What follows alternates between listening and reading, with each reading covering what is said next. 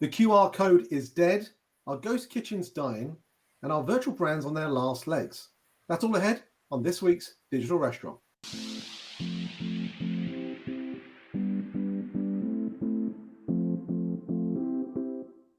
The Digital Restaurant works like this. We're going to ask each other 5 questions about headlines that have caught our attention around the worlds of restaurants, off-premise, and technology that in some way tie back to our book series, Delivering the Digital Restaurant. Are you ready? Let's go.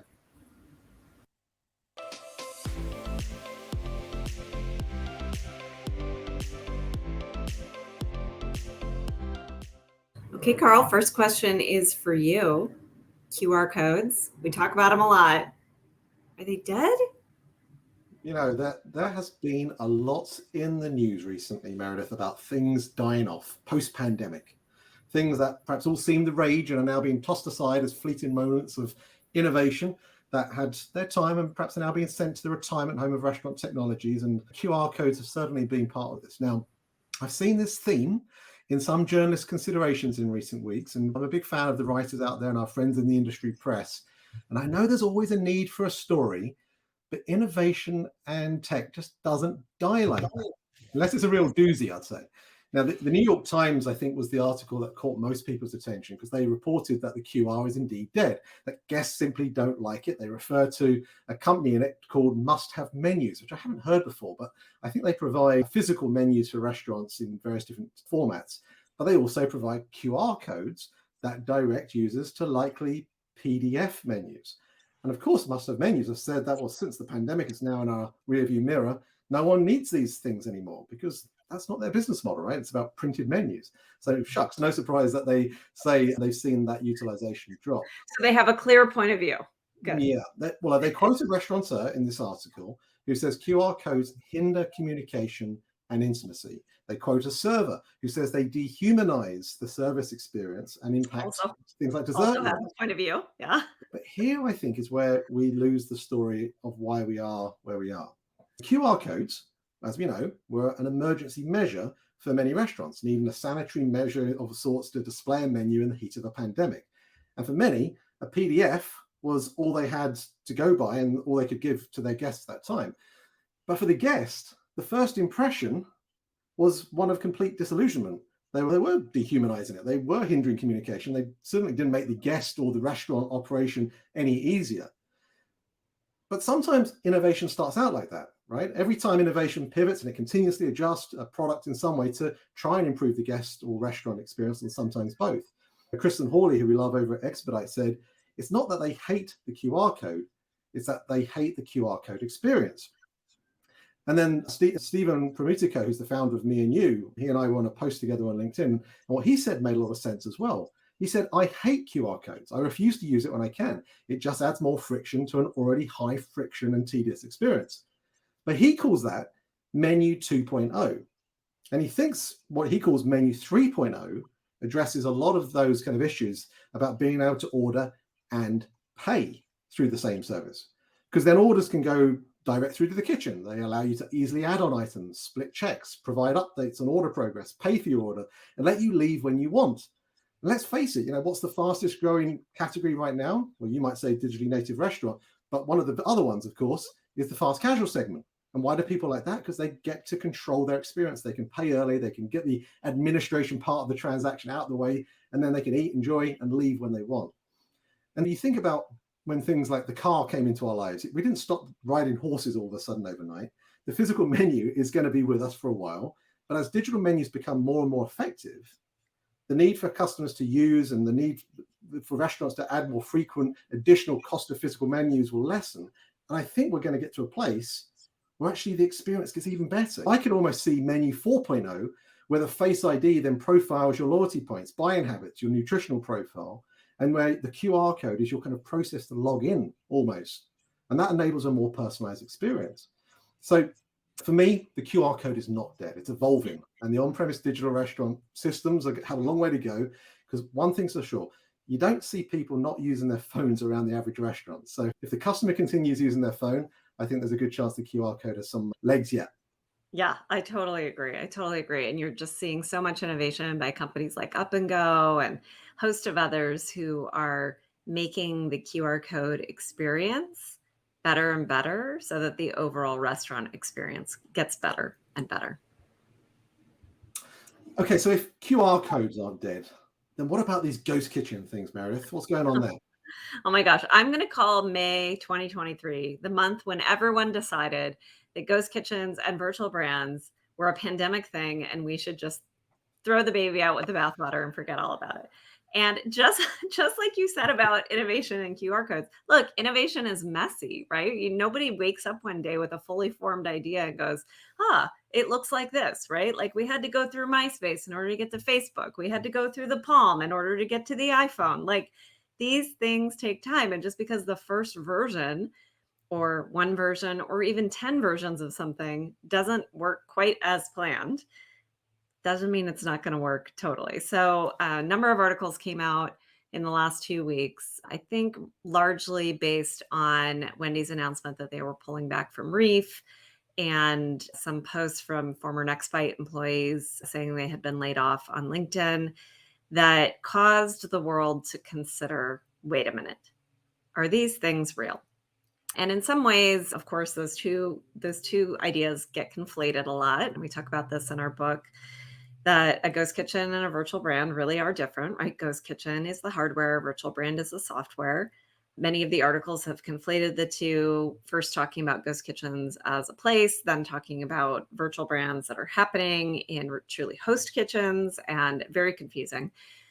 The other news that came out in the last few weeks, of course, was that Uber and DoorDash were putting criteria around what qualified as a virtual brand and how those would show up on the platforms.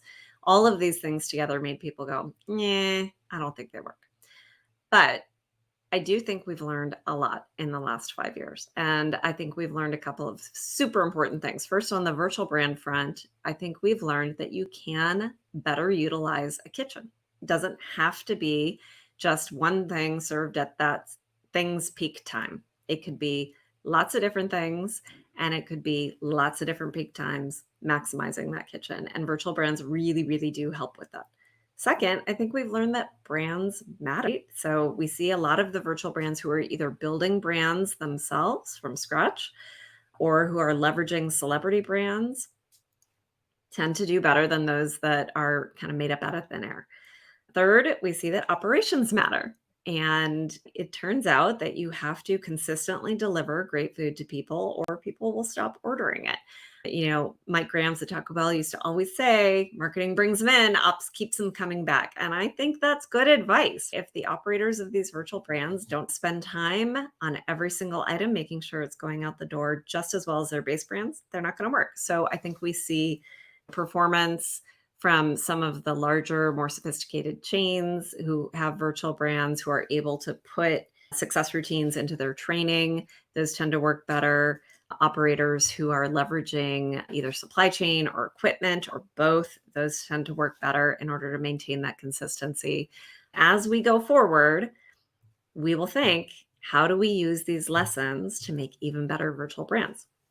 Same thing on the ghost kitchen side. I think we've learned that, yes, these places are more asset light. They are able to produce more food out of smaller square feet. And those things combined are really, really exciting. And they're why we see ghost kitchens taking off in other countries who don't have the existing restaurant infrastructure that we do. When you combine these two ideas, this is where I get so excited. And I know we've talked about it in both books, but I will say it again. We have a ton of restaurant infrastructure here in the US, right? We have one restaurant for every 500 people. But is it the restaurant infrastructure that we want? Is it the restaurant infrastructure that we deserve? Are the brands that are relevant and modern going through that infrastructure today? I would question that. We have a lot of people learning about health and wellness, food as identity, all the things that we talk about all the time that start shaping new brands. Is the right way for these new brands to roll out the old school way of brick and mortar after brick and mortar after brick and mortar? I don't think so. So I don't think they're done. All right. Well, I guess with that in mind, maybe they're going to evolve into a completely new thing. Who knows what the ghost kitchens will be 10 years from now, but you're saying they're still going to be around. I agree with you. Before we move on to the next question, I have a favor to ask of our listeners. Maybe you're listening to us on LinkedIn, maybe you're on YouTube, or maybe you're tuning in to us through a podcast service. But if you have yet to subscribe, we would very much appreciate it if you could. Similarly, if I can be doubly greedy, I would ask for you to give us a 5-star review. Gives us a little bit of feedback, if you will, that you enjoy listening to us here on the Digital Restaurant, and obviously helps us make sure that we're putting the right content out there. So if you wouldn't mind, click on the bell, click on subscribe, and tune into us every couple of weeks when we come on it. All right, back to you, Meredith. Well, just for a brief moment to ask you a question, Paytronix has released a new report on online ordering. It was chock full of insights, so tell us your favorites. Oh boy, we always love a little bit of data, don't we, you and I? And so let's do this. I'm not going to go through the full 29-page report that you can see here, but Paytronix release a report on online ordering every year, full of various insights. And I wanted to touch on a few of them, if I may. We'll start on page 12, because you can see here it's saying inflation is driving up the cost of dining out, which isn't anything new. We've been talking about that for quite a while, but here in the data, you can see that shift that they're reporting. But look at this one in the bottom left-hand corner, Meredith. It says average items per check in January of 2021 was 3.2, and in December of 2022, it was 3.2 as well. So people are typically still ordering a similar amount of items on their purchases, which I think is kind of encouraging. If we go then to the next page here, perhaps something less encouraging is seeing the average days between visits over time. And you can see, again, through that same time period, a growth of about 2.3 days. So people are starting to visit less often. And perhaps, I would argue, that is because also we're starting to see average feedback drop as well. So we see a 0.2 drop between those kind of 2 years, which is very much in keeping with what we reported on last year, that the average customer is continuing to find that their delivery off-premise experiences are starting to decline in some way, or perhaps there's more of a division between very good and average service, which is causing people to understand when to rate something a little less. The report does touch on the fact that digital orders have gone to 25-30% of the average sales mix, which is up from 10% in 2019. But one of the things I thought was also interesting in this was actually about first party. So let me go to page 16 here. And it says here that when you compare third-party ordering to first-party ordering, not only are you reducing the average days between visits from 43 to 33, your staff are getting extra tips, and the average item price is much higher as well. Now, we've reported in recent weeks about the price disparity between third-party and first-party, where more often than not, there's at least a 15-20% difference on a price on a third-party channel to a first-party. Well, if that's the case and the average items is still nearly $2 more, it tells you that customers, when they order through your first-party platform, have a higher propensity to spend more. So I thought that was pretty encouraging. Last thing I'll share with you is a little bit about guest ratings. One of the things here which I thought was interesting, let me just go to page 22, is again, when you look at the delta here between someone that votes with 3-star versus 5-star, the percentage of guests returning dramatically changes as well. An 18% swing in terms of the percentage of guests returning within 90 days is the difference between a 3-star review and a 5-star review. And another way of looking at that same data is looking at the average days between visits. So again, that I think is particularly pertinent. Question 4, Panera are the latest to innovate on the drive-through model. Tell us about what they're doing. What is exciting about it? What does this mean for drive-through? Yeah, so Panera has added the ability to mobile order ahead and then pick up through the drive-through lane, as have many folks. The drive-through, I think, is an area that has not been touched in a long time. It has the science around it that has been in place for 20, 30 years. And now everyone is trying to figure out, how do I incorporate digital into my drive-through? The good news is lots of experimentation. The bad news is we're stuck with a physical plant that we have for most brands, right? Most brands built out their drive-through fleet largely between 1990 and say 2015. And during that great retail build out, as we created all these power centers and all these fast food places, they're kind of stuck with the sites that they have. They can't add a second or third drive-through lane for different modes. They are what they are. And they've trained their consumer on how to order through a box.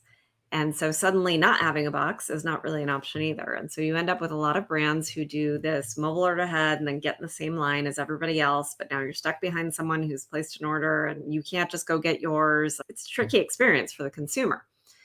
So I think what will be interesting to see is who innovates first to a way that uses that existing physical plant, but uses it in a way that works well with digital? Is the answer curbside, like what we showed with Wendy's doing that underground tunnel system? Is the answer people running out, like Chick-fil-A did so much of during the pandemic? Is it something just blowing up the whole situation with the order point and saying, actually, instead, we're going to do everything mobile order ahead pickup, even if you didn't know that we did that and you don't have your phone with you? Or is it something even further ahead that we haven't really gotten to yet, that we're just starting to test, like with AI voice ordering in the drive-thru? So you're still talking to a box, but now you're talking directly to a computer. And then carry that further out. If you're talking to a box, why not maybe talk to your car?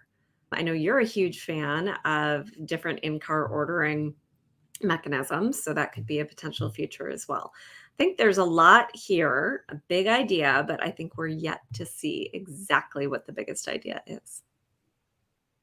All right, finally, Carl, delivery has grown over 1,300% since 2019. Holy cow, it must have grown off a very small base. Please tell us what that number means. Yes, Delegate have released a report. I wanted to share some stats, and I'll get to that 1,300% one in a moment or two. But first of all, I wanted to go to this page here on page 6 of the report. There's lots of reports out this week, Meredith. First of all, beverage sales. Now, we haven't spoken about beverages for a while, and what this was showing was a representation of the average amount of beverages per transaction, which you can see has dropped year on year. Maybe this is a reflection of the inflationary environment that we've spoken about. But again, it does represent an opportunity, I would argue, because you can see quite a sizable difference between the top 10% and the bottom 10% here. And just really that representation of the percentage of sales as reported. So who knows? I think part of it is recommended, as you can see in the bottom right corner here, where they say track it, report it, incentivize your team around the opportunities around beverages. And I think there's more to be done when it comes to online sales as well, whether that be, as we've talked about in the past with the boba lids and being able to have drinks sealed appropriately or proprietary drinks. There's still opportunity out there, as I think is evidence from this particular number. Similarly, when we go to this here, I was quite surprised. I haven't seen a report like this for quite a while, which gives a representation of the sales by channel between 2019 all the way through to 2022, between mobile, kiosk, third-party delivery, counter, and drive-through. And you'll see here that they're reporting a slight decline on drive-through over the course of the last 3 years, which perhaps isn't a huge surprise because of the pandemic. And of course, we have started to see the counter service come back up. But clearly, the third-party delivery continues to grow and grow over those last 3-4 years. But what I thought was also interesting was that mobile still is a relatively small amount of orders. It's 5% of orders here. And I think this is going to be a really interesting one that we should keep an eye on in the next 3 to 4 years, because I think mobile orders indeed are going to be a particularly pertinent part for people to order, regardless of how they have the item fulfilled. And that goes back to what you were just describing with regards to drive-through. And then have a look at this one here, food and labor cost. So they're saying, according to QSR magazine, QSR menu prices rose 8% through the course of 2022, average labor costs up 6%. So you can see that the inflationary environment certainly is impacting margins. But what I thought was perhaps not the right way to display this was looking at food cost percentage of sales. And you have often said a lot about this one, Meredith, in the sense that sometimes we look at this as a negative number. So you'll see the bottom 10% here is positioned as 32%. But in many ways, if we reframe the overall business model for restaurants, maybe the idea of actually putting more cost into the food, improving the quality of the food, isn't such a bad thing. So I think there's 2 different ways of looking at this. Clearly, the labor cost of sales isn't a great number. To be able to see that level of increase from 16.7 to 28.4 is quite significant over the course of the last few years. And let's go back to this one here. The delivery channel has grown by over 1,300% since 2019. And again, you can see that breakdown across each of the various different categories. Clearly, very much supported by the third-party delivery aspect there. Okay, so that's it for this week's Digital Restaurant. As ever, we'd love to hear from you about what you think of our opinions. Are ghost kitchens dead? Are the QR codes going to make a comeback? And what thoughts do you have on what you'd like us to cover on a future edition of The Digital Restaurant? But until next time, thank you for listening. The Digital Restaurant Podcast is available for you to follow and subscribe wherever you listen to your podcasts. Watch us, rate us, and subscribe to The Digital Restaurant on YouTube, and follow along on all our social media digital restaurant channels. Thanks for listening.